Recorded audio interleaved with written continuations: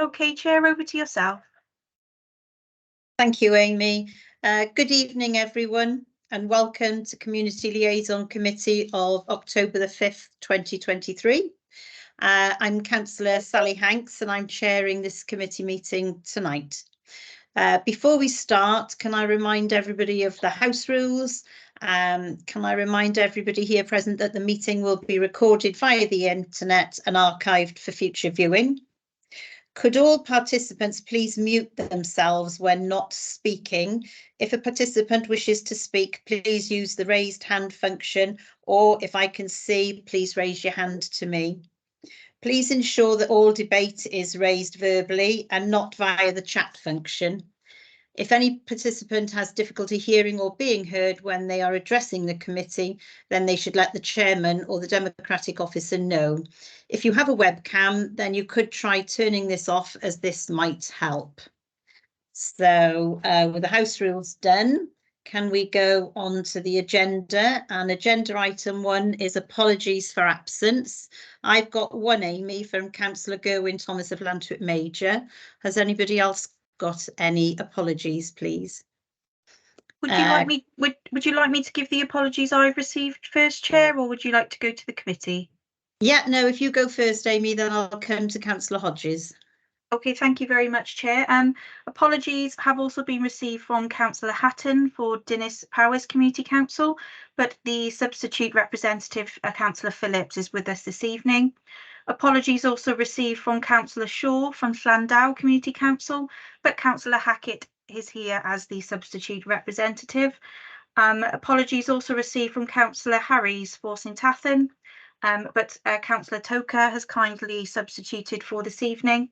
And also apologies received from Councillor Thomas from Welsh St Donat's Community Council.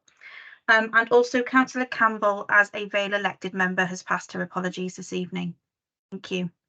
Thank you very much. Councillor Hodges, yeah. Yeah, thank you, Chair. Just to say, Councillor Shirley Hodges from Barry Town Council is running a little late, should be here very, very shortly. Thank you. Thanks very much. Okay, moving on to agenda item 2, minutes of the meeting held on the 23rd of March 2023. Amy, could I pass it to you, please, if you would bring them forward? Absolutely, Chair. So just for context of the committee, obviously at the 6th of July meeting of this committee, the previous minutes from the 23rd of March were considered, as is standard practice. At this point on the agenda, Councillor Cave advised of 2 topics of concern she had regarding the March meeting minutes, specifically in relation to minute number 874, which was relating to the Vale of Glamorgan Council's community boundary area review. I recommended at that time that the committee note the 23rd of March minutes subject to further consideration by myself, yourself, Chair, and Councillor Cave, prior to bringing the minutes back to the next meeting of committee, which would be this evening. This was agreed by the committee alongside further clarity that all of the sections of the March minutes were approved. So we were just delaying the final approval subject to just minute number 874. A meeting between myself, yourself, Chair, as you're aware, and Councillor Cave was arranged, and the first topic of concern raised by Councillor Cave was mediated during that discussion. In relation to Councillor Cave's second concern, the following recommendation was agreed to propose to the committee this evening, was that the minutes of the meeting held on the 23rd of March 2023 be approved as a correct record, subject to it being noted that the reference to loss of salary within the bullet point 3 of recommendation 2 also refers to the loss of clerk jobs as raised by Councillor Cave. I therefore present you with that recommendation, Chair, and it's for yourself to find a seconder, mover and seconder, and the committee's agreement. Thank you, Amy. So could I have a proposer and a seconder that we approve these minutes, please, from a Vale member? Councillor Wilson, thank you very much. Happy to propose. I'm happy to second. Lovely. Councillor Perks, happy to second. Thank you all very much. And moving on to the second set of minutes, these are for the 6th of July 2023. Are we happy to approve these, please? Councillor Wilson, thank you very much. Yes, Chair, I am. And Councillor Perks, thank you very much. There we go. If we move on to agenda item 3, do we have any declarations of interest, please, this evening? If there's a show of hands, if anybody's got a declaration of interest. Can't see anything, so we're okay there. Moving on to agenda item 4, we've got South Wales Police Service, a verbal update, and we've got Inspector for the Vale, Mr. Gareth Childs. Would you like to present your verbal update, please?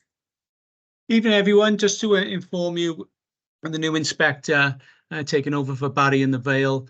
My previous colleague, Mark Henderson, who was about 4 years in the role, has moved on to a different role.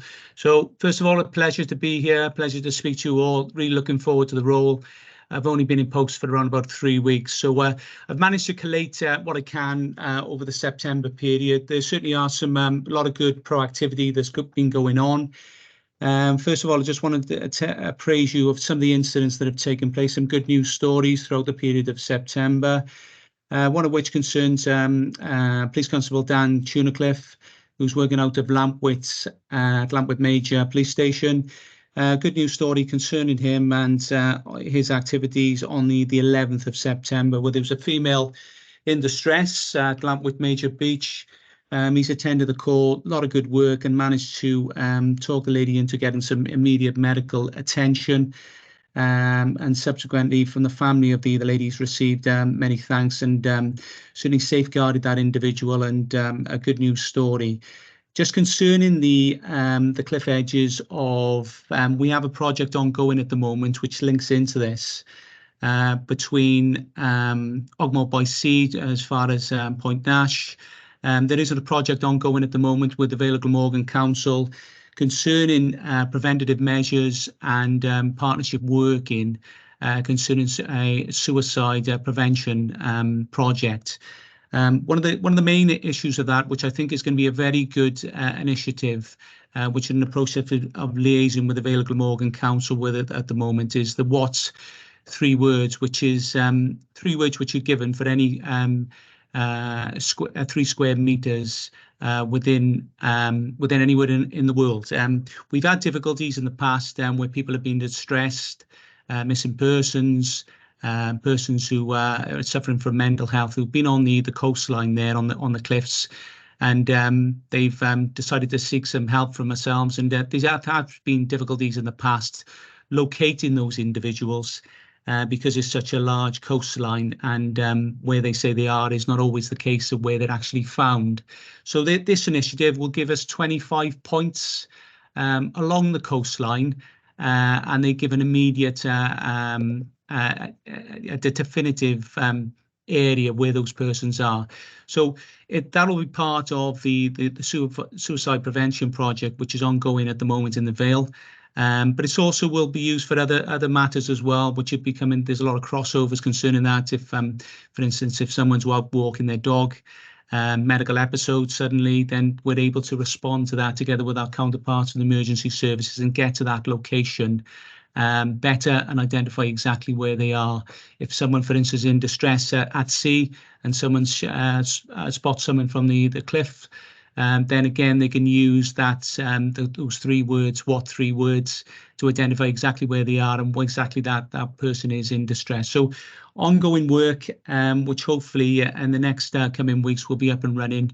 And I'm going to be certainly publicising that to yourselves and also in the media and social media as well. Considering other matters we've been doing, there's been a community project has taken place with our police community support officers in Southern Down, 50 years back to the community, where police PCSO Angela Stone has been meeting up with members of the prison and probation service, carrying out local sort of initiatives and gardening work in the Southern Down area. We've also had a further project at the Crossays Community Garden events in Lamp-Wyt Major, which has taken place, and again, police community support officers have been engaging in that. and that's gone very well. I myself, I've gone to meet the First Minister early in September, and he visited St Bride's Major, where they've had for the last 2 years the 20-mile-an-hour speed restriction in the village there, which has certainly received a lot of welcome praise from local residents and school teachers and parents in that area. The visit from the First Minister certainly went very well. I, together with other colleagues and the headmaster of the local school there, met with the First Minister. We walked from the primary school to a local farmhouse there, where there's a number of community initiatives taking place there. So good news story in relation to that, and certainly put St Bride's Major on the map.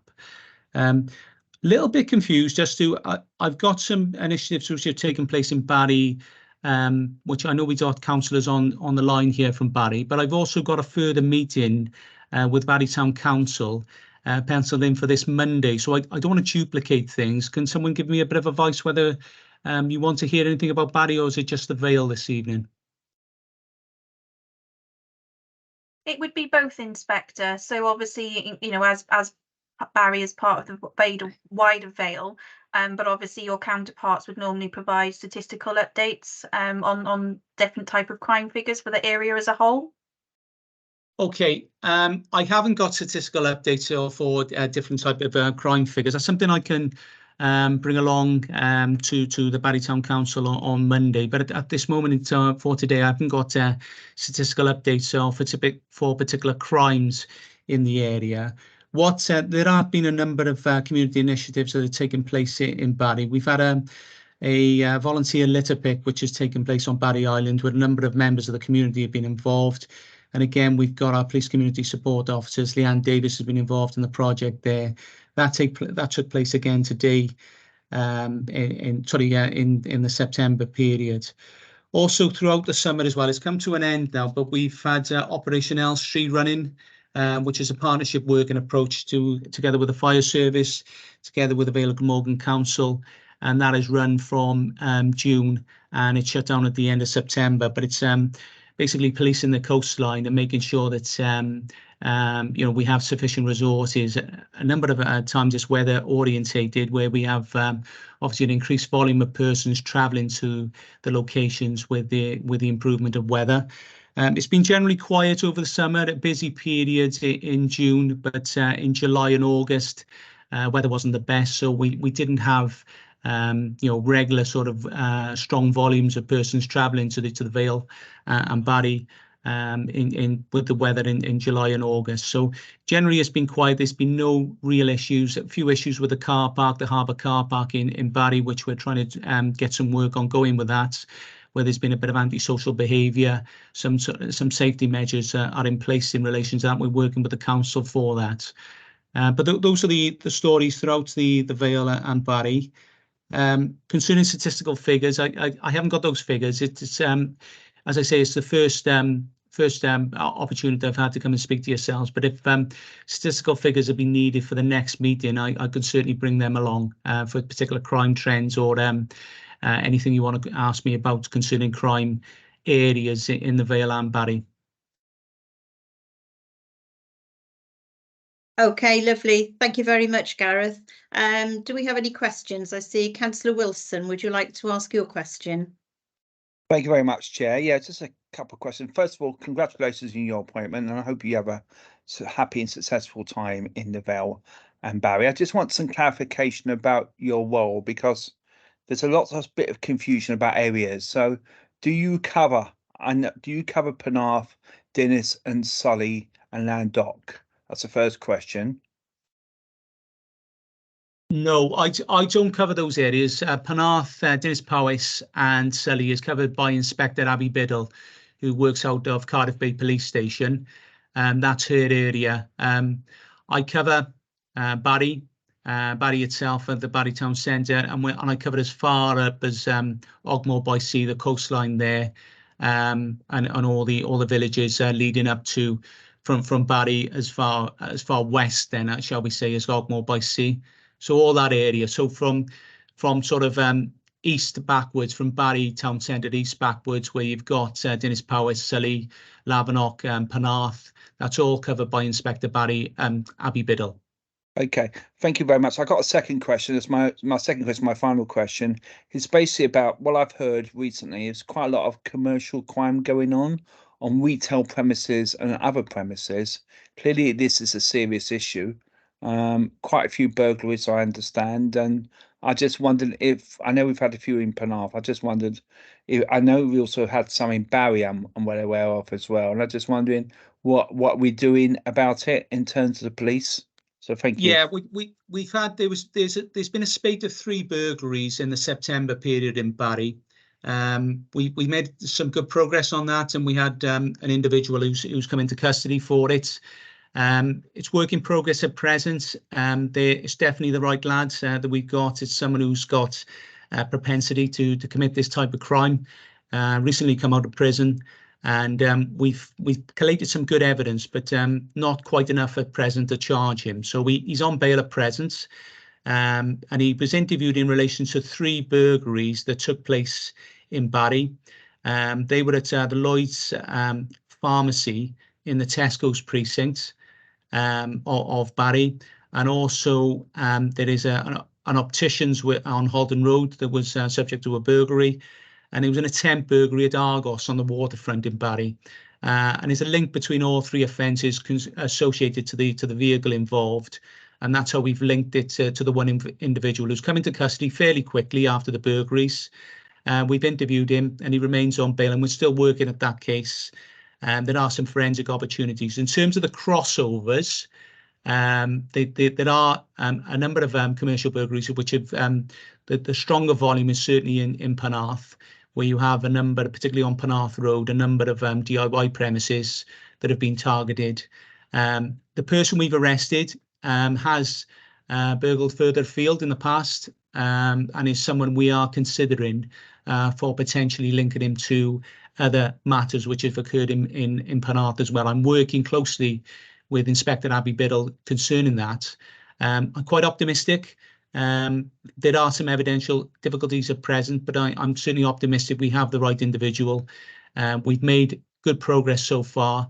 Frustrating one, as we have a high burden of evidential proof to go to the CPS, where we've had to put him out on bail. But it's work in progress, and he will be coming back at the beginning of November, answering bail to us, and hopefully we'll be in a better position to possibly look at some charges in relation to him. Thank you very much. Thanks. Okay, thank you. Councillor Roberts, you have a question you'd like to ask? I think you'd like to unmute yourself, Councillor. That's it. Yeah, lovely. Yeah, first of all, congratulations to you again, Inspector Childs. I note the First Minister's visit to St Bride's, and I'd like to commend whoever was responsible with the feedback you got from St Bride's for sorting the 50, 30 to 20 mile limit from Wick side into the village. It's really made a big difference to the traffic flow there. It used to be 50 straight to 20. Now that's a gradual descent when it's worked a treat. So congratulations to whoever got that forward. And the second thing is, in Ogmore Village itself, we had a very serious accident last month.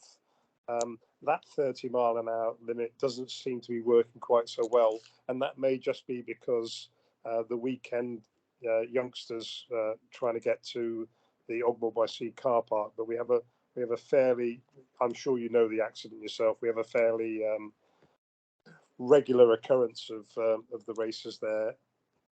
I don't know what the answer is, but you know, as long as you've got it noted and your staff can look into it, we'd all be very grateful.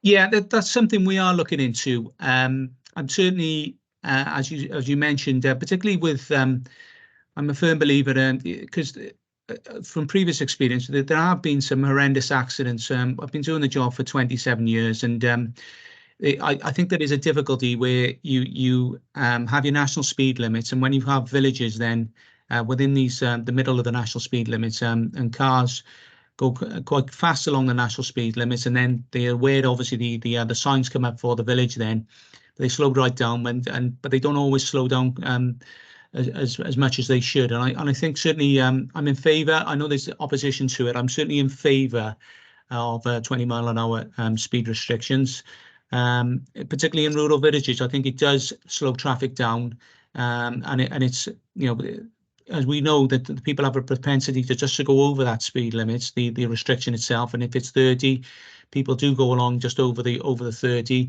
But it does slow people down. Certainly the feedback in St Bride's Major, I spoke to the First Minister about it as well. The feedback was very positive, no negative feedback at all.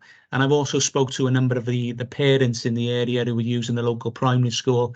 And again, the congestion that was previously there, because there were sort of other roads being used at the time, the congestion has gone, and the flow of traffic there is definitely slower, and it's more it's better for the community. And certainly a lot of the women who were at the farmhouse, who were involved in a number of community projects there, some of them were cycling there, and you know, they were a big fan of you know, the speed restrictions and the flow of traffic generally being slower. So certainly in the Vale, that'd be something I'd look to support, together with my counterparts, and other agencies involved. That's something we can support going forward, definitely.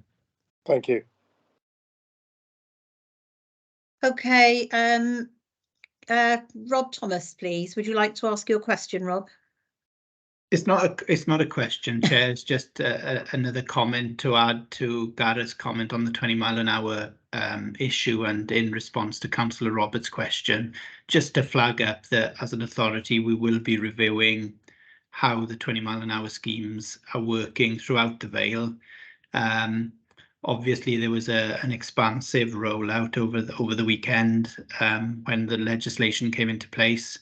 And I think it's fair to say that with any rollout of that scale, there will be areas that we will want to modify in time once it beds down and once we see how it's working. So the comments made by Councillor Roberts in terms of how the limit is working, particularly in approaches to villages, that's something we will be looking at closely, and with a view to, if there are any changes needed, we'll then make those changes. Thank you, Rob. Are there any other questions that anybody would like to ask? I can't see any hands up on screen or little yellow hands. So it just leaves me to wish you all the best in your new position. I think we all wish you that, and we look forward to seeing you next month. It was a lot of good positive news tonight, which is nice. And I know our community officers, the PCSOs, some of them are doing some really sterling work out and about in the rural areas as well. So thank you very much. Thank you. So could I ask Vale members if they're happy to note and thank the inspector for his verbal presentation? Can I have a proposer and seconder, please? Yes, Chair. Happy to propose or second. Thank you, Councillor Perks. Can I have a seconder, please, from a Vale councillor? Yes, Chair. I'll do it, Chair. Steve. Lovely. Thank you very much. Thank you, Gareth. You're free to go, Gareth, if you wish. Okay, moving on to agenda item 5, South Wales Fire and Rescue Service. Can I ask Group Manager Trahan, please? Would he like to give his presentation? Good evening. Good evening all. Hopefully you can all hear me. I had a bit of a connection issue at the start, but hopefully you can hear me. Yeah, we can. I'll just provide you with some data initially on some statistics, and then some of the community activities we've been carrying out over the past quarter in the Vale of Glamorgan area. To date then, basically South Wales Fire and Rescue Services attended 10,256 incidents. 3,527 of these were fires, 2,118 were special service calls, and 4,611 were false alarms.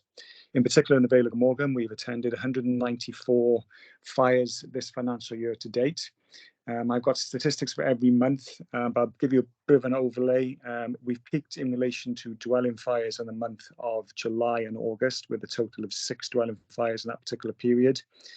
4 vehicle fires, 8 grass fires in July, 2 grass fires in August, 6 dwelling fires. And just for clarification, we categorise a dwelling fire as a home address, not a commercial premises. Our vehicle fires have decreased slowly throughout the year. They've started off at 4 in April, and through August and September, we've only had 1 vehicle fire in the Vale of Glamorgan. And in October, we had 0 vehicle fires. And over early days, not October, we've had 0 grass fires to date and 1 dwelling fire. In the Vale of Glamorgan, injuries sustained to members of the community as a result of incidents that we've attended. Total this year are 44. 15 injuries sustained to our members of our community as a result of fire, 16 injuries as a result of road traffic collisions, and 13 in relation to other special service calls. And unfortunately, the sad element of our role, fatalities to date in Vale of Glamorgan, we've had 2 in road traffic collisions, and these are at different incidents, 1 in a dwelling fire and 2 in a road vehicle fire, which was the same incident. So unfortunately, 2 persons lost their lives in 1 vehicle fire. So that's the statistics for Vale of Glamorgan over the last quarter. In relation to our community work, we've highlighted a derelict building behind the Heinz Garages location in the Vale of Glamorgan. We completed an arson vulnerability assessment on that building back in May after a spate of small fires at the location. Fire crime have attended and highlighted the location and worked closely with our local partnerships, such as the local authority, just to board up and re-secure the premises. That's been carried out, and also the council agreed and come up with a plan to completely block the access to the building by put a metal fence gate down the ramp to Barry Dock Station. And this ties into existing fencing to prevent any more antisocial behaviour or nuisance fire setting or deliberate fire setting. Since this work has been carried out, we've received 0 incidents at this particular location, and antisocial behaviour was reduced significantly as well. Local residents have also thanked the contractors on site, and this has been fed back to us as a service. So we'd just like to pass our thanks to the local contractors and local authority. Antisocial Behaviour Week went from the 3rd and the 7th. So in line with this, we carried out joint patrols in hotspot areas with local PCSOs and housing, St Caius School at the Barry Waterfront and Ogmore by Sea event and the Sea event patrols. St Caius School for Antisocial Behaviour Week, they carried out an event at the school alongside the police to engage with all the different year groups during their lunchtime breaks. Each year group is scattered across different various working pods, and they would discuss antisocial behaviour and the impact it has on them as an individual, the effect on their futures and the effect on the local community. We also carried out a Barry Waterfront event. This was a joint event with the police and the Youth Justice and Victim Support, engaging with the public along the waterfront to show how us as agencies work together to achieve the overall overarching goal of rescuing people and rendering humanitarian aid. And we also educated the impact of antisocial behaviour has on the local community and infrastructure. And then the Ogmore by Sea Joint Patrols event. This again was with the police and local authority, and this was 3 separate events. These were arranged due to ongoing antisocial behaviour issues, including deliberate fire set in the area, which has caused members of the public report to us, and the local bylaws in the area which state no fires allowed on the beach or the grassed area. So our fire crime department met on location for numerous hours to engage with the public and the residents who live, just to educate and inform. And then we had a Penarth waterfront event.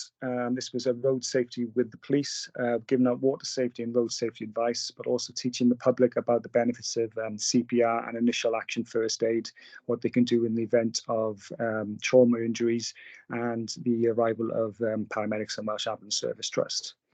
And then finally, we had patrols in the Chickenwood area and the Knapp due to some ongoing deliberate fire sets in the area with local PCSOs. A lot of the deliberate fire setting was down to barbecues, portable disposable barbecues, and we had a few incidents where small bonfires or beach fires were created. And that's what South West Fire Service has been doing in the last quarter in the Vale of Glamorgan area. And I open up the floor for any questions. Lovely. Thank you very much, John. Very comprehensive. Councillor Wilson, please. Thank you very much for your report, John. I'd just like to emphasise how much of your work is very much preventative. And I think that's really, really important that people understand that an awful lot of your work is that. And, you know, you're commended to do so. And people need to be aware. It's still surprising when I talk to students of mine at the college, they don't always understand that you don't put water on electrics, for example. There's sort of things that people do and they panic, and of course they make that far worse. So it is vital that people have a basic understanding, because necessarily that could save lives and save serious injuries. But the other point I'd like to mention also, if you do have events within the Penarth area, as a Penarth councillor, it'd be good to be notified so I can pop on and pop in or pop around, and no doubt other councillors would like to do so as well. And also, you're very welcome to attend at any time if you so wish to Penarth Town Council, because we have meetings normally monthly, and it'd be good to get you to come to the Town Council as well. So thank you. No, thank you. Okay, any other questions? All quiet? No, I think I'd just like to say, I think it's fair to say you've had a very busy summer with a lot of good work going on. And I think it's really nice to see the cooperation of the fire and the police, and sometimes the Coast Guards as well, where you do a lot of community work, because the youngsters really do love a police bike, a fire engine and a police car. And I think it does an awful lot of good within the community. So I thank you for your good work. That just leaves me to say our members happy to note and thank Group Manager Trahan for his time and his verbal update this evening. Yes, Chair. Thank you. And Councillor Roberts, thank you. And you're free to leave, John, if you wish. All right. Thank you. Thank you. Have a good one. Thank you. Bye-bye. Thank you. Going back to the agenda item 6. Report to the Chief Executive, Mr. Rob Thomas, on the Vale of Glamorgan Community Review. Over to you, Rob. Yeah, thank you, Chair. Just to make note that we got Victoria Davidson here as well this evening online. Victoria is the Deputy Electoral Registration Officer for the Vale of Glamorgan. So I'll take you through the report. Probably in about 4 segments, if I can. First is just outline briefly what's happened to date, so that members are reminded of discussions that we've had in this forum previously. Secondly, the proposals of the Boundary Commission, just very brief outline of what they are proposing. Thirdly, what happens next, and the suggested consultation response from the Vale of Glamorgan Cabinet, who considered the report this afternoon. And then finally, take any questions which we may or may not be able to answer. But at the outset, what I would say is that every individual community and town council is able to make representations directly to the Boundary Commission, and likewise any individual members are able to make comments on the consultation as well, in the same way as any residents would be able to. So very quickly then, starting on the first theme, which is the history of the review. That's set out in paragraph 1 of the report, the background section. So the first report we presented to Community Liaison Committee was back in October last year. And that was basically as part of the pre-engagement on the review that we undertook as an organisation, because we knew the review was going to be starting in January of this year. So we presented a report in October. We also presented a report to Cabinet in November of last year, and that report was also referred on to Community Liaison Committee. And that report dealt with the process involved in the review, and importantly included a terms of reference and a council-sized policy document, which we made clear at the time was going to be a guide as part of the review and would be considered by the Commission and by ourselves, but only as a guide. So the review commenced in January of this year. It included an initial consultation period, which commenced on the 1st of February. We held a briefing and a workshop for all town and community councils on the 1st of February, and 22 out of the 26 community councils were represented at that briefing. We've also established what's called a cross-party working group within the Vale of Glamorgan Council. And that cross-party working group contains membership from across all the political parties and independent councillors who sit on the Vale of Glamorgan Council. And I think at least 2 of the members that are on that cross-party working group are present at this committee this evening. So in terms of bringing us up to date, the actual Boundary Commission commenced a consultation period on 5th of September of last month, 5th of September, and that runs to the 30th of October. And we alerted all clerks of town and community councils to that consultation period just before the start of the consultation period on the 5th of September. So on to the second element, which is the proposals by the Boundary Commission. So that starts on paragraph 1.14 of the report, but there is quite a hefty document, and there's a link in the body of the report to that document if members want to look at that in more detail. So what's being recommended in very broad terms is a reduction of the number of community areas in the Vale of Glamorgan from 27 to 20, so a reduction of 7 community areas. An overall reduction in the number of town and community councillors from 269 in total to 209, so a reduction of 60 community councillors. There are 3 communities that are unchanged as part of the review as it currently stands, and those are Llangan, Colwinston and Llanathan. The creation of 7 new community wards. So these aren't community councils per se, they're actual wards within communities, and those are listed in paragraph 1.14. I won't go through them all in detail, you can see them there. And there is a maximum council size of 23 councillors, which is Barry, and a minimum council size of 7 councillors, and that relates to a number of the more rural community councils.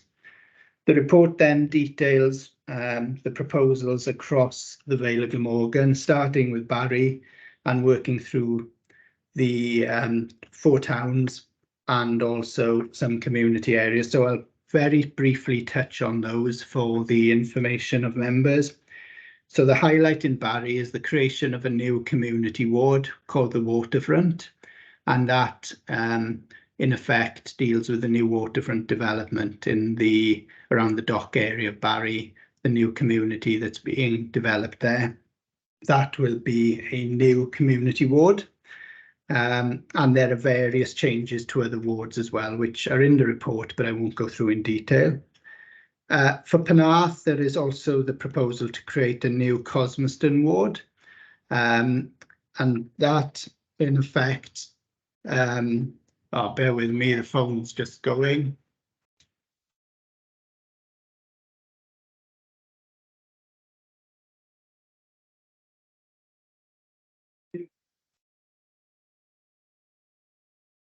Apologies, the perils of doing meetings from home. So I was talking about Penarth and the creation of a new Cosmoston ward within the town.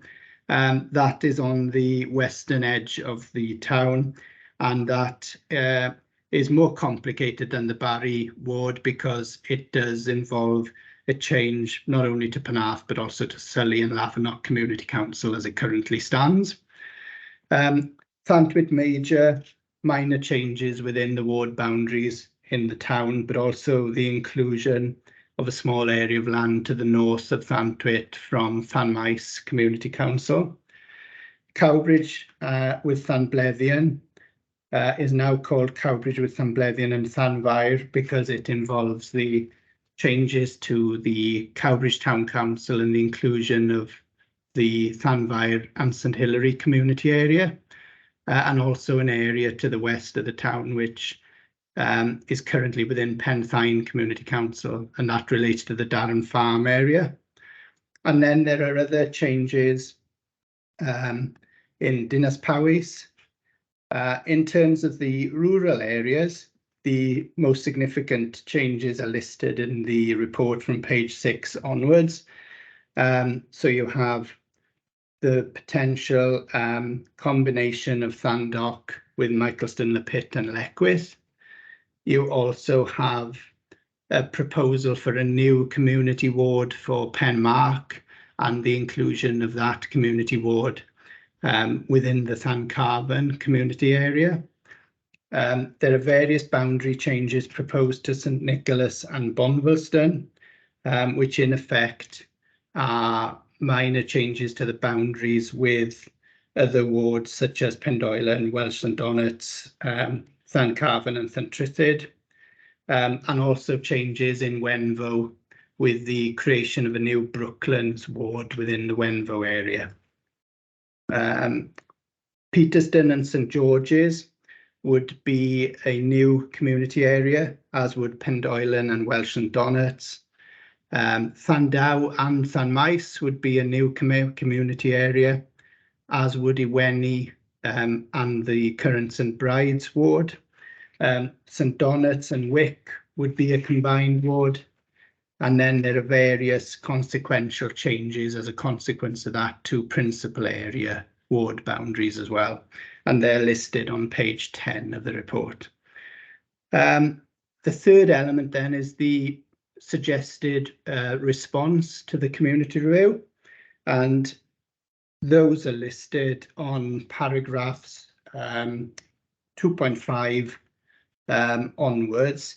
And in summary, what we are suggesting is that the proposals are actually supported, with a particular emphasis on the following areas as listed in paragraph 2.26 of the report on page 14.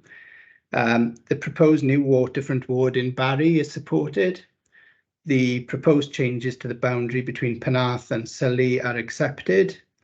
The changes to Cowbridge with Llanblethian are accepted, as are the changes to Llantwit Major, and the arrangements for the rural vale are accepted, subject to some additional comments. One is that the Brooklands ward in Wenvo should be drawn to reflect the new development on the former Culverhouse Cross site, the former HTV site, which is currently not included in the Brooklands ward. So we're flagging up that that seems to be a little bit of an anomaly as things are currently drafted, and also some tidying up of boundaries with some of the wards, and those are actually appended as maps on the body of the report. And we're also suggesting that, as things stand, retaining Colwinston and Llangan as two separate communities it seems to be an outlier when you compare it to what else the Boundary Commission are proposing. So we're suggesting that there could be a combination of Colwinston and Llangan, which links and appears to us to be on all fours with what the Boundary Commission are proposing for other areas. So that's the suggested response, Chair. And just to say, and just to repeat what I said earlier, obviously it's open for every town and community council to indicate their views directly to the Boundary Commission as well as making them known to us here this evening. So thank you. Lovely. Thank you very much, Rob. Do I have any questions, please? Councillor Asprey. Yes, please. I'm from Dinas Powys, and the rejigging of Dinas Powys community ward boundaries is quite acceptable on the whole because it avoids us creating a fifth ward. We are concerned, however, that the proposed transfer of houses along Sully Road is not acceptable to us and is quite illogical to move that into Penarth. So we would like you to reconsider that.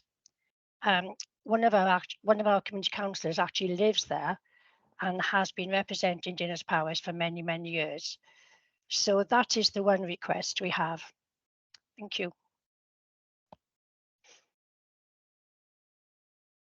Okay, thank you, Councillor. Do you want me to respond to each in turn, Chair, or do you want me to? I think it might be better. Otherwise, we've got quite a few questions. It might be easier, mightn't it, to answer them one at a time, if that's okay with you, Rob? Yeah, that's fine. So on that issue, yeah, I fully accept Councillor Asprey's opinion on this, and I think this would be a theme this evening because there'll be differences of opinion on many of the things that are being recommended here. To us, looking at the logical boundaries, we felt that Surrey Road was a logical boundary for the properties on either side of Surrey Road to be represented as part of Penarth Town Council, simply because most of the properties either look towards or are currently sat within Penarth and have an affinity with Penarth. That said, I note Councillor Asprey's sort of comments on this, and what I would say, I know that our Democratic Services colleague is going to take a list of everything that's listed this evening, but I would also advocate that if that's the view of Dinas Powys Community Council, they need to make that clear to the Boundary Commission when they consider all the responses in the round. Thank you, we will. Thank you.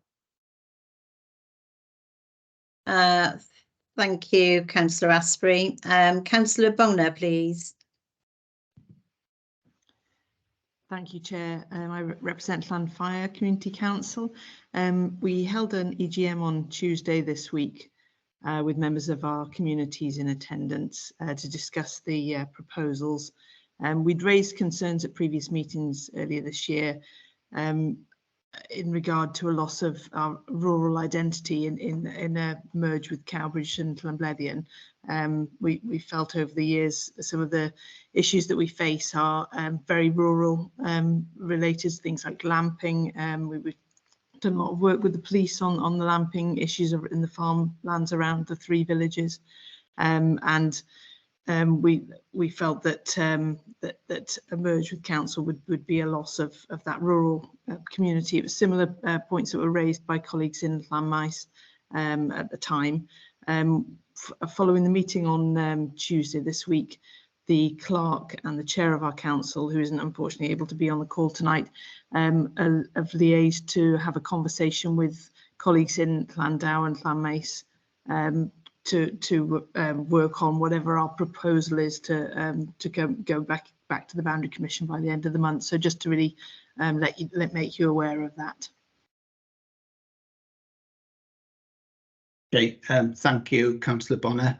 Do I understand correctly that what possibly an alternative proposal you're suggesting would be to combine with Llanmaes and Llandow? Is that what you're suggesting, or is that a possible consideration? Yes. It's what was sort of discussed on the meeting on Tuesday. One of the members of the community, we were looking at the numbers, because obviously the council sizes and our electoral numbers have made it an obvious move for us to merge with Cowbridge. But when we were looking at the numbers and our close proximity to Llanmaes, are very similar community makeups of the villages of Lisworney that form part of the current Llandow Community Council, we felt that it's worth a conversation with them to see whether we do come up with any kind of alternative proposals. I just wanted to put that on the table, really.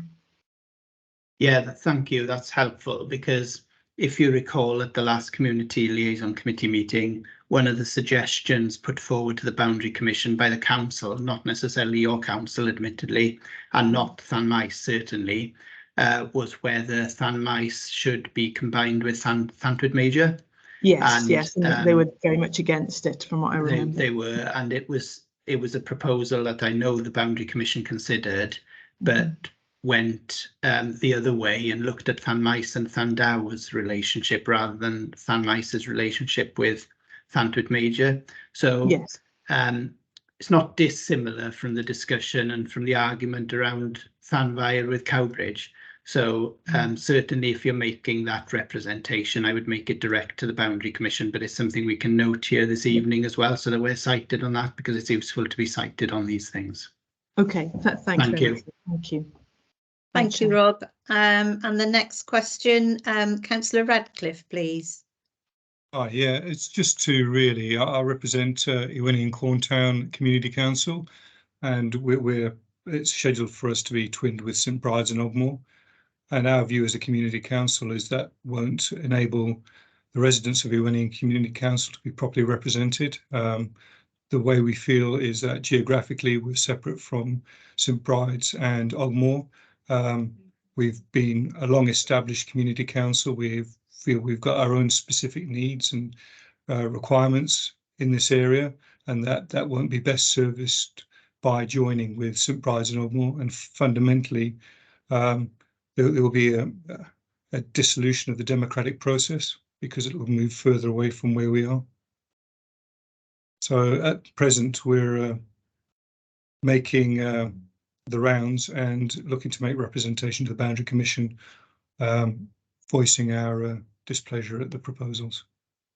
Another one of our concerns is there seems to be almost a mathematical calculation rather than done on local identity and local politics. Thank you. Thank you, Chair. There's very little I can say in response to that, other than to perhaps refer all members to paragraph 2.5 of the report, which sets out the considerations that have been applied by us in terms of our response to the Boundary Commission. But again, I fully respect Councillor Radcliffe's view on this, and I would suggest that those are the type of representations that should be made directly to the Boundary Commission by the Community Council, and no doubt they will be doing that. Thank you. Thank you, Rob. Councillor Hackett, would you like to ask your question? Yeah, hi there. I represent Landau Community Council, and perhaps unsurprisingly, we have some similar concerns about the potential joining with Llanmaes, what that does in terms of numbers, representation, what that will do in terms of the identity of the 3 villages that currently make up the Landau area. Really, what concerns us is that it's a little bit like the mathematical equation we were just talking about, just mentioned there, is that the size policy seems to ignore the composition. So, for example, Landau, we receive lots of challenges around the industrial area that we have. We also have only the second household waste recycling centre within the Vale. All of those add to quite a higher pressure maybe than in other areas. If we were to reduce down to the numbers that were suggested, the likelihood is that some areas would be not represented or underrepresented within Landau Community Council as it stands. We also have concerns over the level of precept between the two. In fact, Llanmaes has a higher precept than Landau, and what that means in terms of proper discussion and proper spending and voting of that spending and all of the rest of that. So our intention is to put together quite a detailed proposal or objection, I should say, really back to the Boundary Commission on that basis and many of the others, to say that as it stands, we believe that Landau has and should, for decent democratic reasons, stay the size that it is and in the makeup that it is. Thank you, Councillor. Yeah, again, Chair, you know, I understand the points that Councillor Hackett's making.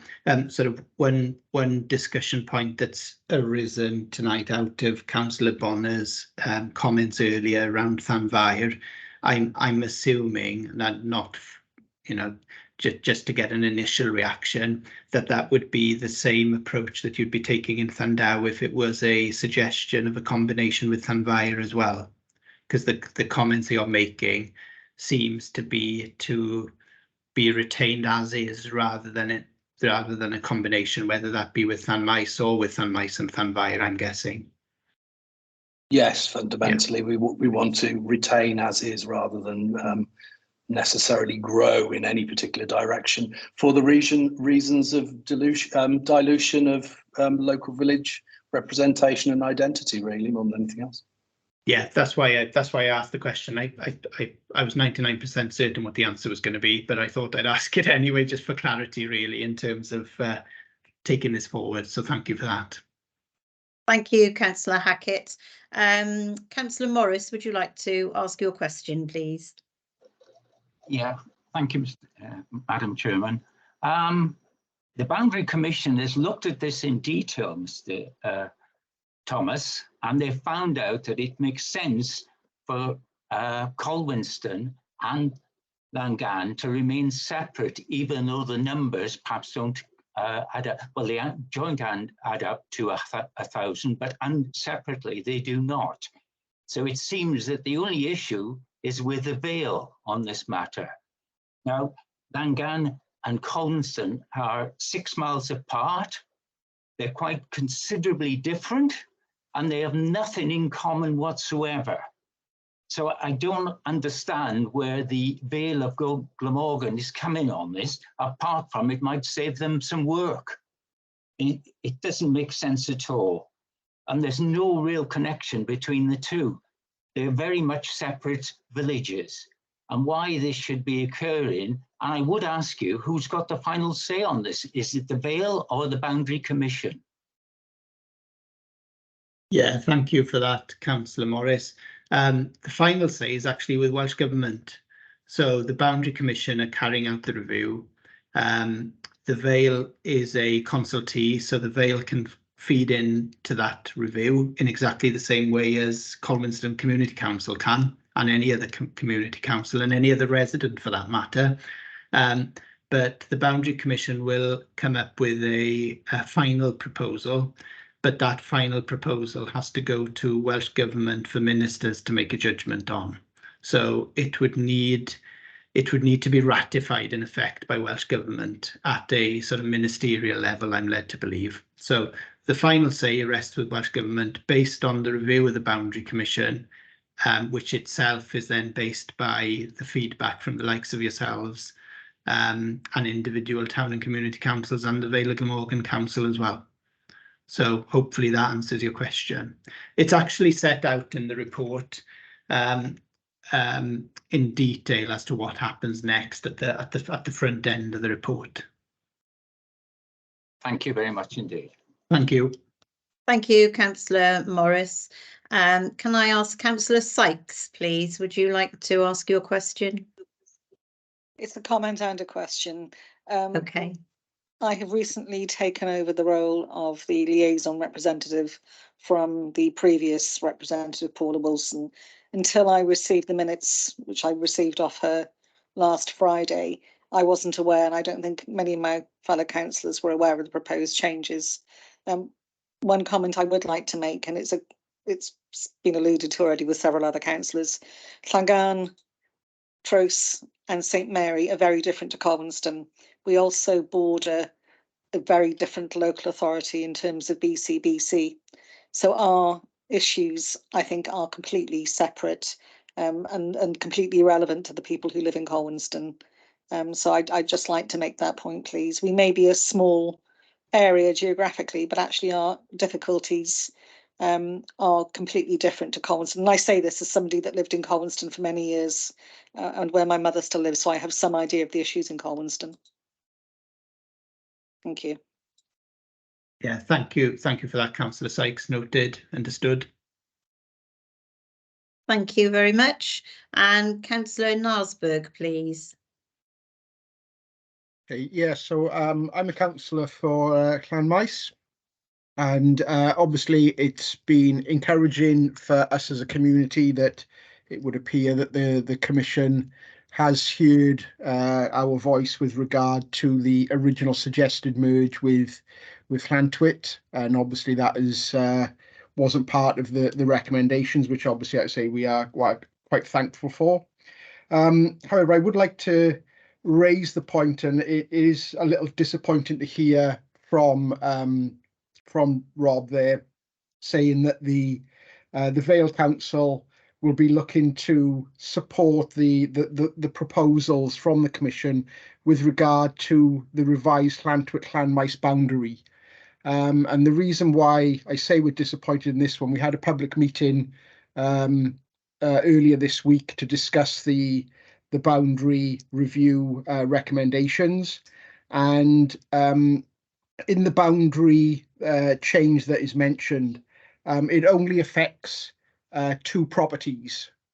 So I think it's something like 5 individuals, and they were present at the public meeting, and you know they felt disappointed that, you know, they would be moved from a community council with obviously a very rural outlook in the way that we interact with our residents, and we'll be moving into or considered as a town community, as it were, when obviously they still feel as though they are very rurally located. And Rob mentioned there about, you know, a lot of these changes have been proposed because of logical boundaries. Well, you know, the existing boundary is based on a watercourse, and in many instances, watercourses are logical boundaries. And, you know, the only change is that it's being moved to a road boundary. So, you know, it is a little disappointing to hear that, you know, the Vale Council is going to support that proposal. Yeah, thank you, Councillor Narsberg. Through yourself, Chair, you've alluded to the fact as to why we're supporting it, because it's the boundary with the Northern Access Road that's being proposed by the Boundary Commission. So that's the logic for us supporting that change. Not just the fact that it's 2 dwellings affected, but also given the proposed development along that area of land. So there are a number of sites which will be affected, which are in the local development plan for bringing forward, which will result in significant number of dwellings being built. And our view is that the relationship of those properties, given the change in the character of that area that will develop with that development, would be better suited to falling within Llantwit Major. But your points are well made. And again, at the risk of repeating myself, we will be noting all the points this evening. They'll be going back to Cabinet for consideration, but also encourage you to make those comments direct to the Boundary Commission as well. So we will note all these remarks and all these comments, and those comments will be going back to Cabinet, Chair. We'll consider it again subsequent to this meeting this evening. Thank you, Rob. Councillor Radcliffe, please.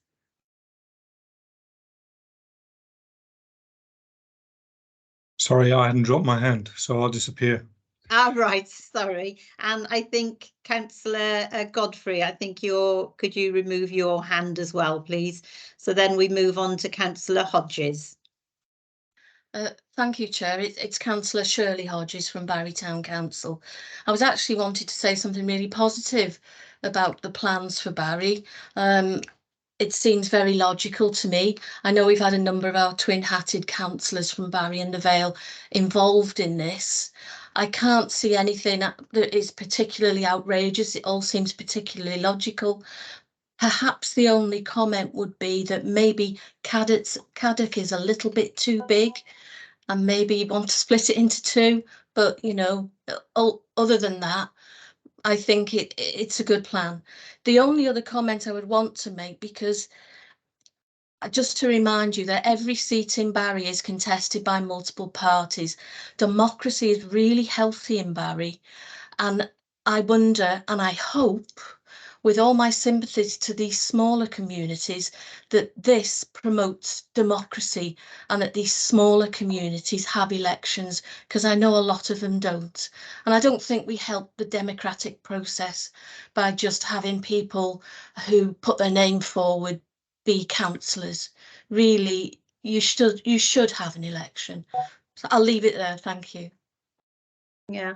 Thank you, Councillor Hodges. If I can address a couple of those points, Chair, through yourself, just to be, just for completeness, really, if you look at Appendix 1 on the report, there is one slight change where suggesting to the Boundary Commission in terms of Barry. It's an incredibly minor change, but Councillor Hodges has mentioned the Caddock ward.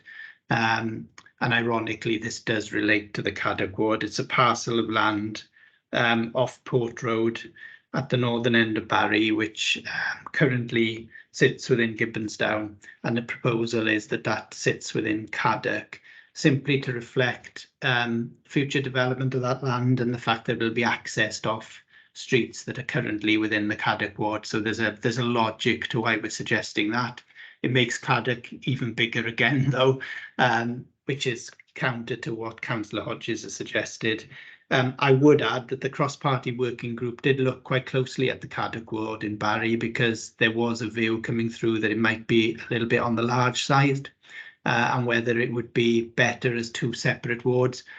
But the working group stopped short of making that recommendation. Barry Town Council may have made it, I'm not sure, because I've not been cited on Barry Town Council's recommendations to the Boundary Commission, but it doesn't stop Barry doing making that suggestion to the Boundary Commission if they so wish. I think the last point Councillor Hodges makes is a really valid one, and it's actually the final bullet point on the list on paragraph 2.5, and I know it's something we've covered off in this committee previously when we've looked at the Boundary Commission review, because it was one of the elements or one of the considerations that we'd be looking at when we come up with our responses at the council, and I know it's one of the issues that the Boundary Commission also look at. Chair, I'd just like to say, it's Councillor Godfrey. I've not spoken yet, and my hand was up, and I would like to speak at some stage, please. I'm very, very sorry. Many apologies. Sorry, I thought it was a legacy hand, so I do apologise for that. Councillor Godfrey, go ahead now, please. Thank you, Chair. Well, I'd just like to say that the local community council held an EGM some 3 weeks ago, and are bitterly opposed to the proposals. One of the main reasons is in Twynyrodin, the community council of Wenvo actually own the playing fields and the allotment, which were bequeathed by a Wenvo family some 60, 70 years ago for the use of Wenvo, people living in the Wenvo community. Myself, I've commissioned, I've myself done a petition of all the residents in Dyffryn, St Lithans and Twynyrodin, and not one resident would like to move out of the Wenvo community. There's also an ongoing major issue with regards to a proposed solar panel farm, which I've been working very, very closely with residents in Dyffryn, and a number of other issues. We're quite a close-knit community, and it makes no sense at all. Prior to the last election, we lost St Nicholas and Bonvilston to the Lancarvan ward. And we just think enough is enough. I am well aware that my neighbouring independent councillor in St Nicholas is looking to increase the number of people in his area, but I don't think that should be at our expense. St Nicholas and Bonvilston are developing areas with residential properties being built ongoing, and I don't see there's any justification whatsoever, neither do the community council. We've both put strong objections into the Boundary Commission on this matter, for any further changes. It's quite a tight sort of boundary within which encapsulates the areas. You've also got an issue that you could end up having children to travel much further to school to St Nicholas than they do at present to Wenvo. So it makes no sense at all, quite frankly. As I say, both myself and the community council have put strong objections in. Thank you. Thank you, Councillor Godfrey, and comments particularly in relation to the Twynyrodin allotments and playing fields is noted and probably of quite high relevance, I would suggest. I refer to my comments earlier about Brooklands as well, just for clarity, because the Brooklands area, or the Brooklands ward, which was actually a suggestion by a community council colleague, Councillor Harvey, was something that was raised at the previous community liaison meeting. So Boundary Commission have supported that, albeit we think they've stopped short of getting the right area for the Brooklands ward, hence our recommendation back to the Boundary Commission. I would add that school catchment areas and where children go to school would not automatically follow community council boundaries, and they don't automatically follow that at the moment. So the looking at what addresses fall within what school catchment areas is a separate matter. Well, what I would say, Rob, is that I spoke to the Boundary Commission at length, and they appeared to think that the proposal for the changes had been instigated by Wenford Community Council. And there's major confusion there because the proposals had actually come from the St Nicholas Community Council. And that point has now been strongly made by the Wenford Community Council.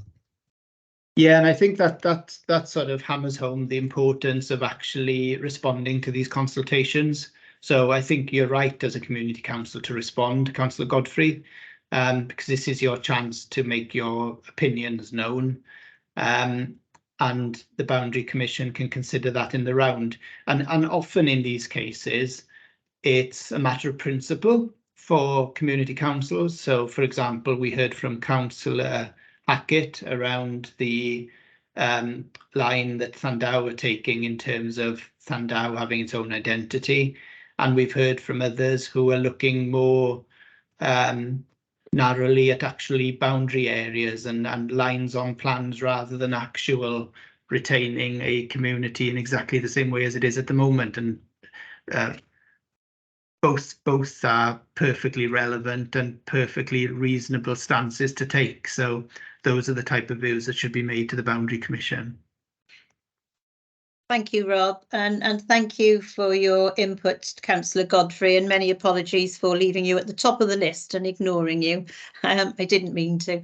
Moving on, can I ask Councillor Summers, please? Thank you, Chair. I represent Pencline Council, and I think we'd like to go on record as saying that we are very pleased to see that the Commission and the Vale Council Working Party has sort of supported our proposals in regard to changes, particularly I think in terms of the area that's going to be affected by the Darren Farm. I know Cowbridge Council were looking for a much larger area involved there, which had severe impacts on Pencline and some of the Pencline estate and the church there. So we're pleased to see that that's all been approved and would like to go on record for that, or recommended, I should say.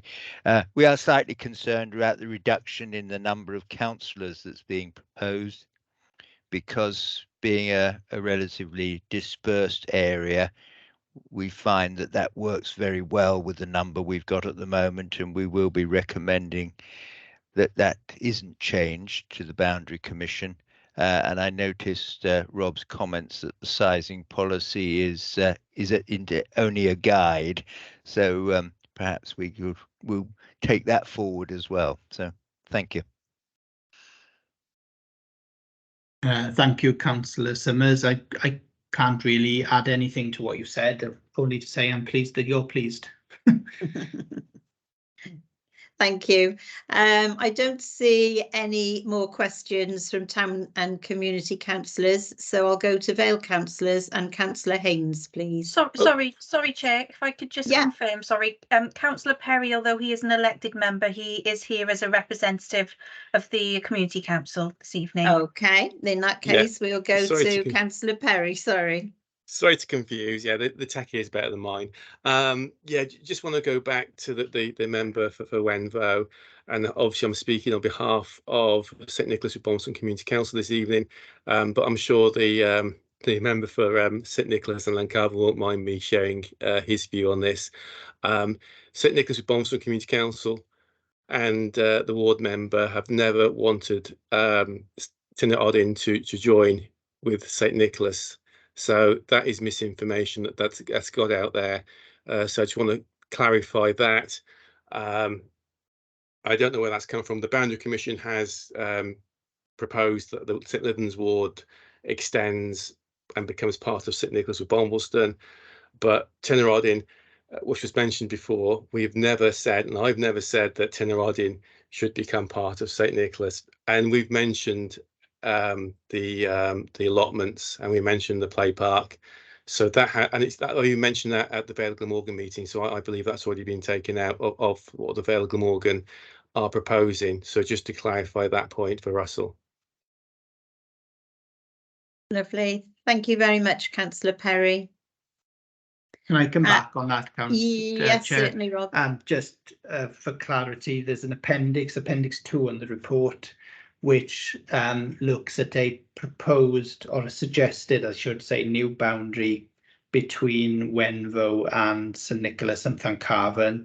That appendix details the Brooklands ward, which would be in Wenvo, or which is suggested should be in Wenvo, and it's either side of the approach of the Port Road towards Culverhouse Cross. So two modern estates, one behind, for those of you who know it, one behind the Brooklands Retail Park and one on the former HDV site. And it also suggests an area to remain in Wenvo from St Lythans. I think Councillor Godfrey is correct, though, that that does not include the allotments and the playing fields, which are the other side of the road, which we're suggesting as a boundary. So those comments from Councillor Godfrey will be noted and taken forward. Rob, I can tell you that speaking to the Boundary Commission, their interpretation of the St Lythans ward included Twinnerody. Yes, I'm not disagreeing with you. That's what I'm saying. We're on the same page, Councillor Godfrey. Thank you. Okay. Councillor Perry, did you want to come in again on that, or? Yeah, just to clarify and make this clear, that at no time has the playing field or allotments been on the boundary of St Nicholas. We've always said we want that to stay within Wenvo at all times, and the Vale of Glamorgan has. When we looked at the map, the line that we were looking at was definitely to the west of the allotments, meaning it would stay, the whole of Tinnerodins and the allotments would be staying in the Wenvo ward. It's not clear, perhaps from the documents here, but that is the intention, that those facilities would remain within the area of Wenvo Community Council and will not be transferring to St Nicholas with Bombleston. Thank you for clarifying. If we finish there, I'll move on to Councillor Haynes, please. Thank you, Chair. Hopefully you can see me. I'm on my phone.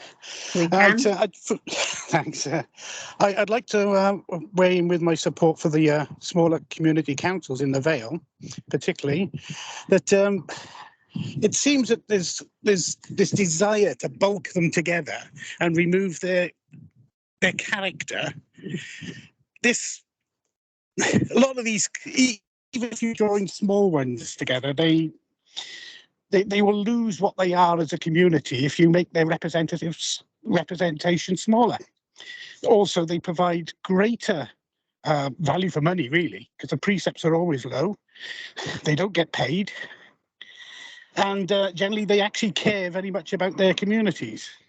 Another point I'd like to make, that making assumptions on what will be or not be in LDPs, or what will happen in a community in the future, and then acting on it before these things happen, well, we can only see what happened in St Athan, can't we, where we had a lot of development on the back of a load of jobs that never arrived. So I think we need to really think about what we recommend. Thank you, Chair. Thank you, Councillor. Yeah, thank you, Councillor Haynes. Only to say that, you know, one of the considerations is these reviews come along every 10 years, and as part of these reviews, you have to future-proof what the new map, if you like, will look like, and the new arrangement will look like. So to not take account of areas which are allocated for new development would be probably, I would say that would probably be an error, because these reviews, as I say, happen every 10 years. So we need to make sure that they are future-proofed, and we do look at how communities will change and how they are then represented.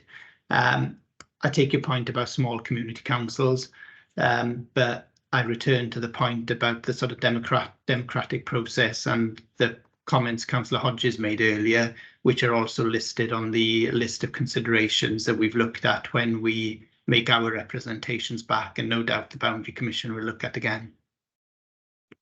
May I come back a minute, Chair? Yes, go on.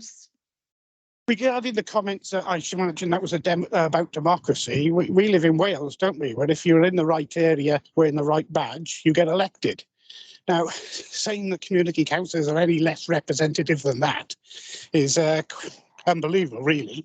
You know, At least most of them are apolitical. And if we're talking about the Northern Access Road development, those developments should only happen if the jobs that are promised come. You can't change boundaries and put in planning on the assumption that jobs arrive. Otherwise, you make dormitory communities, which we know are against the Welsh Assembly's rules. Thank you, Chair. Okay, thank you. Did you want to come back, Rob? I can't really come back to the comment about the politics in Wales because it's outside my pay grade, Chair, so I'd leave it at that if I think it's probably best. Okay, thank you. Councillor Mark Wilson, please. Thank you very much, Chair. And it's been a very interesting debate. I mean, there's a few observations I'll make is that, you know, in the elections in 2022, there were a number of community councils that didn't have elections. And in fact, many people had to be co-opted afterwards. And that's a concern because there wasn't enough people. And I think to a certain extent, the report and the recommendations do trying to address that, to be honest. And I think, you know, I don't always agree with Councillor Shirley Hodges, as probably people know, but I do think she's made a very good point. You know, we want democracy to be working in the whole of the Vale of Glamorgan, not just in the main towns, such as, you know, Dinas, Penarth, Clanwick Major, Cowbridge, where we tend to have elections, but we want it to work everywhere. And I think that is important. Also, sometimes when communities can work together, that doesn't mean we diminish those communities, far from it. I think in many ways we make those communities stronger, and it also increases their capacity to do things, and in fact they'd be more likely to be listened to as well. And I think you're right, Chief Executive. You know, we've got to think about future proofing as well. You know, we don't have to have these reviews. In fact, they're very rare. As you said, they're all sort of once in a decade review, and we've got to think about future proofing, as you rightly said. So I'll shut up now. Thank you. Thank you, Councillor Wilson. And Councillor Ian Johnson, please. Sorry, Chair, if I may just confirm, obviously, because Councillor Johnson's not a member of the committee, are the committee happy for him to address? Is everybody happy with Councillor Johnson? If you could put your hand up if you're not, otherwise I don't see any hands up, so go ahead, Councillor Johnson. Thank you, Councillor Hanks. Thank you, committee, for allowing me to speak. I'll be brief. I just wanted to come back on a couple of quick points that around this issue. I'm a twin-hatted councillor in Barry, representing the Buttrell ward on both the Vale Council and Barry Town Council. It's quite clear, of course, that the political situation is different in some of the more urban areas than it is in some of the more rural areas. And it's clear, I mean, for example, I think we had Councillor Shirley Hodges speaking earlier, and Councillor Shirley Hodges had, I think, probably more than 1,000 votes to get elected to Barry Town Council in her election last year, which is greater than the size of a number of the existing councils. There are, I think, 26 current community councils, town community councils within the Vale of Glamorgan. Of those, I believe only 6 held elections last year in 2022, and there is a democratic deficit when people are setting local taxes without being elected by local people. And I think that's something that that needs to be recognised, whether it's on a local basis or as it seems to be that through the Boundary Commission taking action around some of these things. I have heard a couple of people from a different political party to myself speaking loudly in concern about some of these matters. As Rob will know, there's been a cross-party working group which has discussed some of these issues. I've been on some of those meetings, but I've not been by any means to all of them. In fact, I missed the last meeting that discussed the feedback to the Boundary Commission report. But I'm just checking if Rob could confirm for me that no member of the Conservative Party has attended any of those meetings to discuss whether there's been representation from all other groups and independents. Is that correct, Rob? I'll have to check back through my notes, but my it's not a recollection. It's every political group was invited, as was every independent member asked whether he or she wanted to attend. So the invite was open to every group leader to attend or nominate someone, and every independent member got an individual invite as well. I cannot recall exactly whether the Conservative group attended any meetings early on. I'd have to check, and that's not a cop-out. That's genuinely, I can't remember. But I can check, and I can let committee know. Victoria's got a hand up, so she might know the answer to that. I can certainly say in relation to the 13th of October meeting, Councillor Johnson, looking at the minutes, which I have got in front of me, Councillor Carroll attended that early meeting. And I also have the meeting minutes from the other meetings that were held in November, but not the most recent because they haven't been completed. There were no Conservative members. Oh, sorry, Councillor Carroll again in the second meeting, but I can confirm that in writing if that's easier. Thank you, Victoria. Okay, shall we move on to Councillor Hawkins?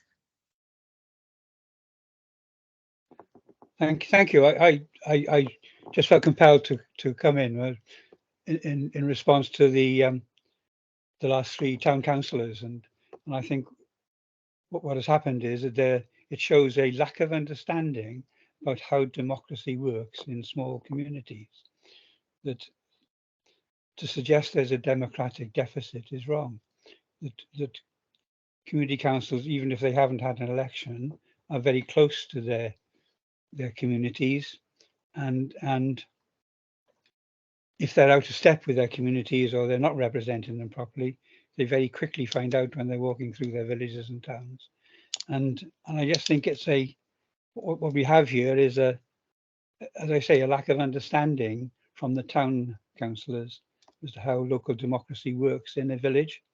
And I think it's a real shame. We certainly are both St Arthur's and Wick community councils will be writing to the Boundary Commission to oppose what the suggestions, but to suggest just because there are not these political elections that you have in the town councils, that there's no democracy in the villages is quite wrong.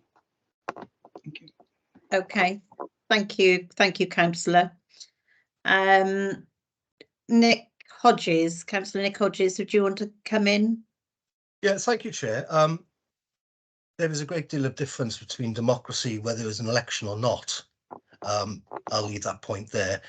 Quite right, Councillor Shirley Hodges had to get 1,200 votes to get elected as the Barry Town Councillor. Can I just make one other point, though, which I think is important about where there's concerns about amalgamation or changing of boundaries or various things in the rural Vale. The size of some of the community council budgets are tiny.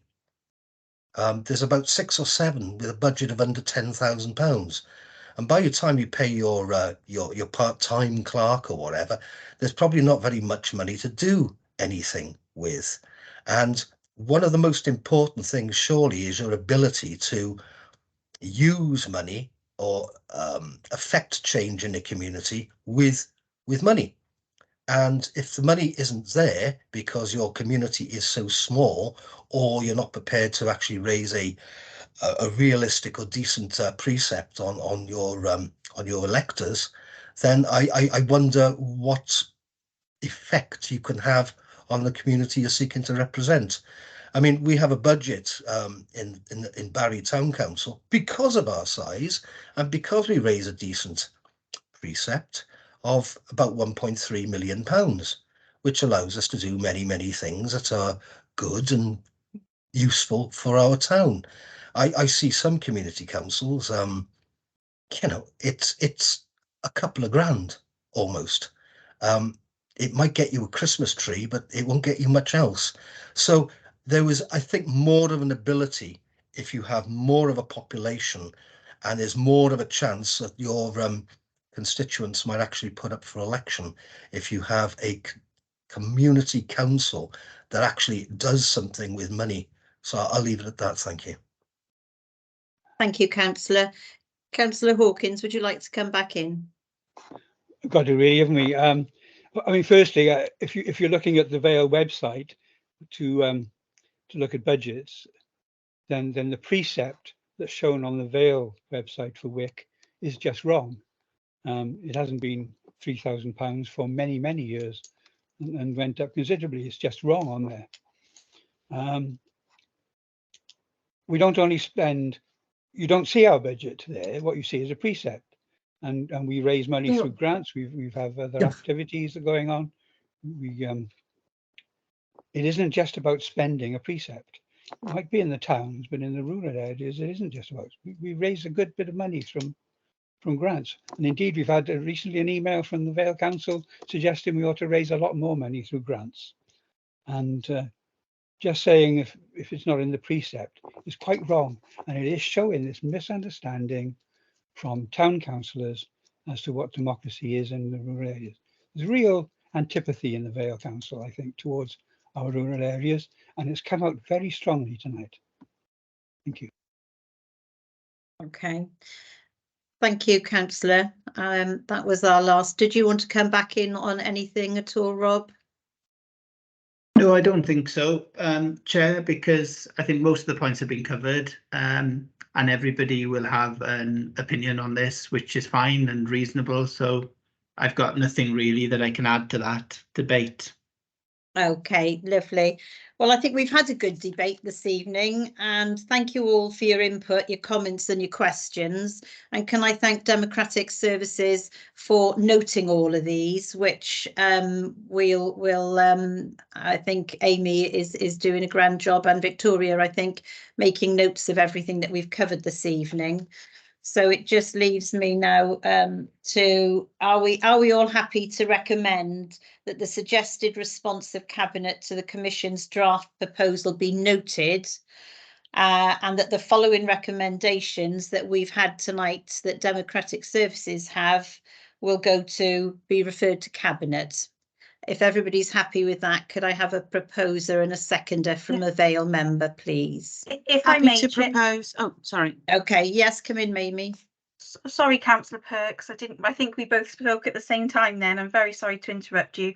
Now, I just wanted to clarify, Chair, that obviously there's been several, just for the sake of the minutes, there's obviously been several comments which I have captured for you this evening, and I will, but they will be approved and checked by yourself in terms of clearing the minutes. But obviously that there's several comments that we've made. We haven't made formal recommendations, so the recommendation will say that the comments are forwarded to Cabinet as per Rob's advice earlier in the presentation. Yeah. Yeah, thank you, Amy. Yeah, that's fine. Thank you. And Councillor Perks, you were happy to move them? Yes, Thank Chair. you. And a seconder, please, from Councillor Wilson. Thank you, Councillor. Yeah, happy to second that. Yeah. Lovely. Thank Chair, you very much. Can I just yes. come in very quickly, just for clarity, and just for the information of all members of Community Liaison Committee? I think the intention will be to refer the notes of the meeting back to Cabinet in 2 weeks' time. So it'll be quite a swift turnaround, but we have the deadline of the 30th of October to contend with. Yeah, I was just going to say to everybody to be aware that the 5th of September to the 30th of October, anybody can put a representation in. So yes, absolutely. Thank you very much. Okay, and moving on to the agenda, the last item tonight is a reference, agenda item 7, the Vale of Glamorgan Public Service Board Annual Report 2022 to 23. I believe we have Tom Bowring to present it. Thank you, Tom. Good evening to you. Good evening, Noswaith, Chair. Good evening, Committee. Thanks very much for having me. For those of you who don't know me, my name's Tom Bowring. I'm the Council's Director of Corporate Resources, but here I'm representing the PSB this evening. The PSB Public Services Board was created by the Future Generations Act And it brings together a combination of statutory partners and invited participants, including town and community councils. And the PSB has a duty to produce a wellbeing assessment, and this committee has seen that assessment previously, and then to produce a 5-year plan for working in partnership in response to the issues that are raised by the assessment. This evening, Chair, your committee have got this report because it's been referred by the Council's Corporate Performance and Resources Committee. They're the dedicated scrutiny committee for the activity of the Public Services Board, and they've referred the report to yourselves as well as the Voluntary Sector Joint Liaison Committee, and the report has also been shared with the Council's Equalities Consultative Forum and also all of our elected members. The annual report that you've got before you this evening is the final year of the previous wellbeing plan, so running from 2018 to 2023. And there were 4 wellbeing objectives that the PSB were working towards during that period, around enabling people to get better involved and participate in their local communities and services, reducing poverty and tackling inequity, giving children the best start in life, and protecting, enhancing and valuing our environment as well. To ensure that the work of the PSB was as focused as it needed to be, there were a series of priority work streams that partners agreed.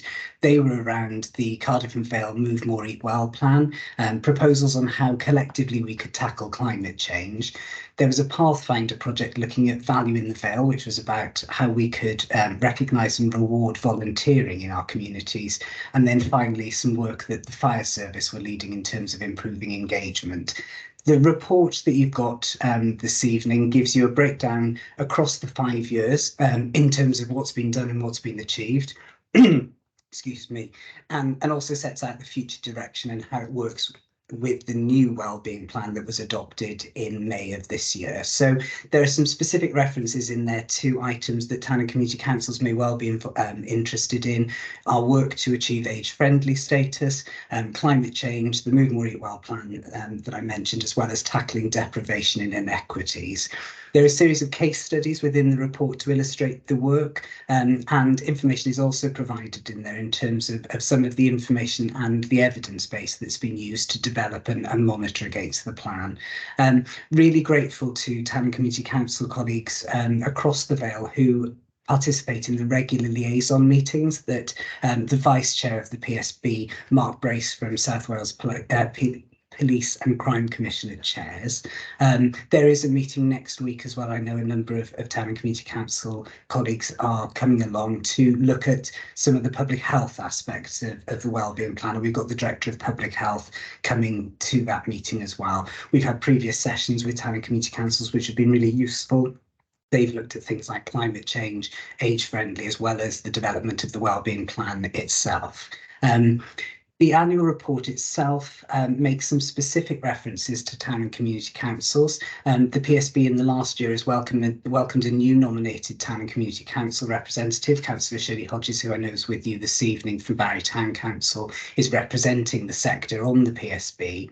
The report also takes the opportunity to thank Councillor Mike Cuddy from Penarth Town Council for his work with the PSB as the previous Town and Community Council representative as well. Some of the town and community councils have a specific duty under the Wellbeing of Future Generations Act to illustrate how they're aiding the development and delivery of the PSB's wellbeing plan. Those councils within the Vale, due to the financial thresholds, are Barry, Llantryd Major and Penarth Town Councils. But all community councils are encouraged to look at the wellbeing plan and to consider how that can be taken forward within their individual communities, and we welcome their participation in those liaison meetings to do that. So we're bringing it this evening for your awareness, Chair and Committee. Would be delighted to obviously answer any questions that you might have, and again to encourage participation in those liaison meetings. That's just a really quick overview for you, Chair. Lovely. Thank you ever so much, Tom. There's a lot of work goes into all that you do. Have I got any questions for Tom, please, this evening? No, everybody seems very happy with it. Yeah, I have. Councillor Cuddy, would you like to go ahead? Yeah, thanks, Tom. as you referred, I was a member of the PSB, or invited participant of the PSB in the earlier days before Shirley joined it. I also attend NEC meetings, One Voice Wales, and I'm chair of its larger councils committee. And so I get an overview of what's happening in Wales, or what's not happening in one sense. The Vale is to be commended that it's one of the few principal councils which admit the sector onto the PSB board as such. And we've been, trying through the minister and through other avenues to encourage more councils, more principal councils to invite members on. I note in the report that there's no reference to other activity of other other principal councils and PSBs in producing the well-being plan, and that's sort of in a sense I worked in a vacuum in a sense, and it's my view that in the Vale we're sort of in a vacuum. There's very little mention about what others are doing. I just wondered if, I don't know if that's your sort of remit at the moment, but I wondered if you had any comment on complementarity or other liaison issues which have taken place in terms of, assessing our and the well-being plans in relation to others. So that, in essence, I think a commentary on that would have been welcome, or will be welcome.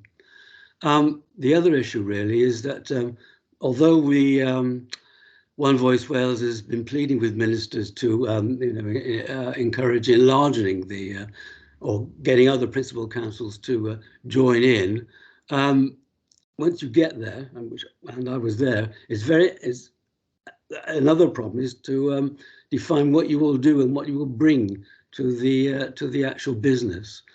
If you reflect the principal members all have budgets, they have paid officers, and some of them indeed have a remit actually to do what the wellbeing plan does. That's not the case with the town and community council sector, except in the as you refer to in the Vale, it's three councils with a budget which is meaningful in whoever drafted the legislation. And that's a problem, I think. The town and community councils has a few direct prescriptions in terms of plans that they make. And it's a pity that the wellbeing plan isn't sort of linked to those sort of initiatives. The ones at present are, and that is a general requirement to do a biodiversity plan, or and discuss what you've done in relation to that, to produce an annual statement, and that's it. And this provision in the Future Generations Act. It's always been my ambition that or one would hope that you could marry all those separate plans so it would shape to some degree the agendas of councils in the future, instead of what I perceive as rather ad hoc sort of initiatives over the piece. I've always wondered what the Vale or the PSB could do in a sense of being slightly more prescriptive in what they ask town and community councils to do. In the larger councils committee, there is often a request for guidance, basically, either from the Welsh Government or from principal councils. Some, do have sort of quite good workings, and I know Helen's tried to get to engender sort of discussion between ourselves and Shirley as well. But it would be lovely, it would be great to have some prescription, some guidance, which sort of we can tie our initiatives into. That's what I would say. Thank you. Thank you, Councillor Cuddy. Thank you. Tom, do you want to come back? Yeah, thank you very much. Thanks very much, Councillor Cuddy. In terms of the issue around whether we're looking in a kind of vacuum within the county and the production of the plan, one of the things that certainly we've done over the last 18 months in the production of the new wellbeing plan is really engage with the Future Generations Commissioner's Office throughout the production of the plan, and that's been really useful actually, and that's a change in tactic of the Office of the Commissioner to have that kind of outreach to PSBs, and it's given us the opportunity to test our thinking in the development of the plan, and they've offered some thoughts and their perspective from elsewhere in Wales, and the same has been the case with Welsh Government, and there is a network of PSB support or coordinating offices across the country. So there's been the ability to kind of test the ideas in the production. You mentioned earlier about invited participants and statutory attendees at the PSB. A number of those statutory participants or attendees are partners who are members of multiple PSBs, and that's really useful. So certainly in terms of colleagues from Cardiff and Vale University Health Board, we've been able to look at how the work ties into the work of the regional partnership boards, so the health, social care, housing and education focused partnership, as well as making really strong links with our colleagues in Cardiff in terms of their PSB. Natural Resources Wales is a really interesting partner as well to have on the PSB. They sit on multiple PSBs that cross the region. They were very complimentary about the Vale PSB's wellbeing plan in terms of its sharpened focus on the key areas and the links that we've made. So there is that ability to make access to that kind of network, I guess, in checking our thinking. And that checking of thinking, I guess, is the reason behind the Town Community Council liaison meetings as well. And it would be really interesting at one of those sessions to explore how prescriptive town and community councils would like to be. By my nature, I'm not the prescriptive type, but I know that sometimes means that it's there in terms of what do we actually do and how do we make it work. And I think given the fact that we've got a very broad and diverse sector of town and community councils in the Vale, that level of prescription can be quite difficult to get right. But perhaps it's one of the things that, as part of developing the new charter between ourselves as the Vale Council with town and community councils in the coming months, is something perhaps that we could explore in terms of those kind of practical things. And you mentioned then in terms of the getting involved and making connections between the PSB and the work of town and community councils.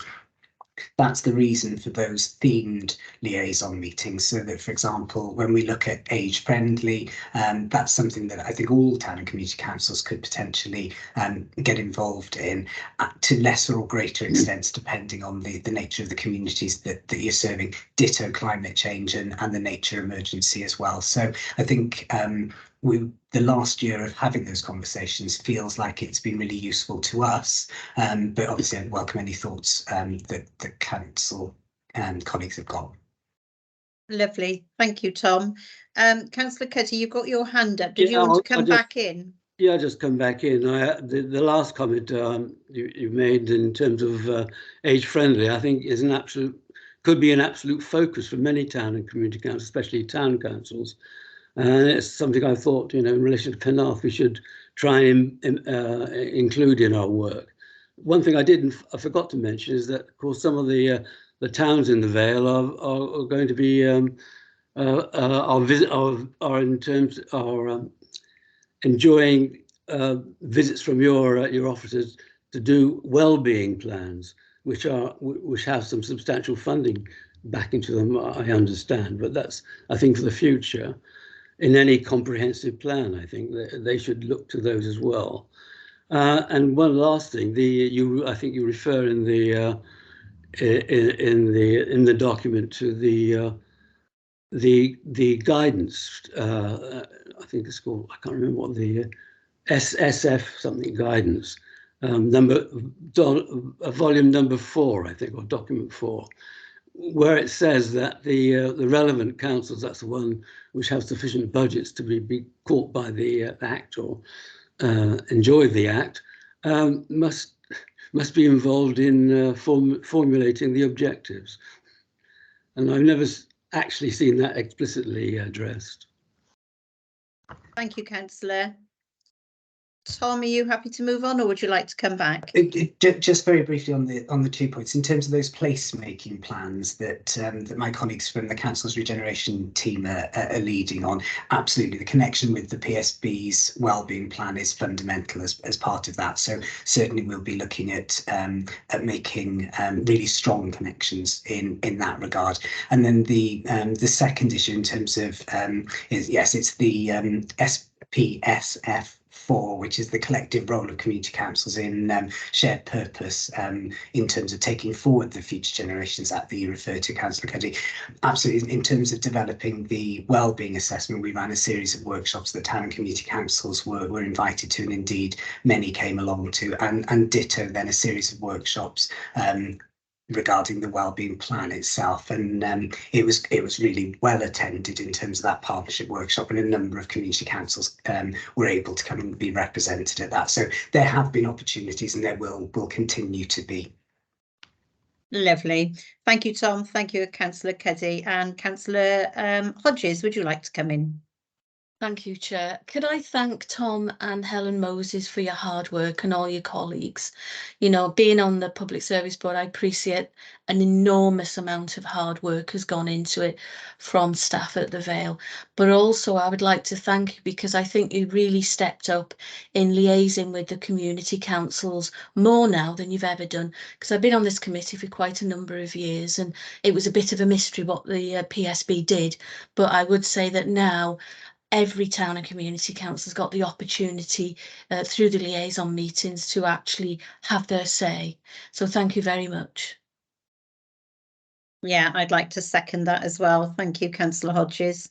Thank you, Councillor Hodges. I get to do the really nice bit of coming to talk with you about the plan this evening, and Helen and her team do a fantastic job behind the scenes. So I'll make sure to pass on the thanks. Thank you both. Okay.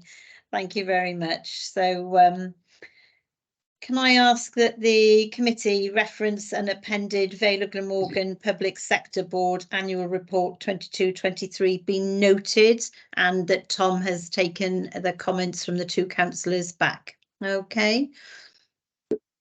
If everybody's in agreement, could I have a Vale councillor please to note that? Happy to note, Chair. Thank you. And a second. Councillor Nick Hodges indicated, Chair. So oh, lovely. Thank you. Thank you very much. Okay, that comes to the end of our agenda this evening. Can I thank you all for your attendance here this evening? And can I remind all town and community council representatives that request for consideration forms are available via Democratic Services should you wish to raise a matter for this committee to consider in the future. And the next meeting of this committee is scheduled for Thursday, the 18th of January, 2024. I think that's the first time I've said 2024. So thank you all very much. Good night. Happy New Year to everybody as well. thank you, Chair. Thank you, Good Amy. night, Chair. And Christmas. Bye. Thank you. Good night, everyone. Good night, all. Thank you, Chair. Good night. Good night. Rose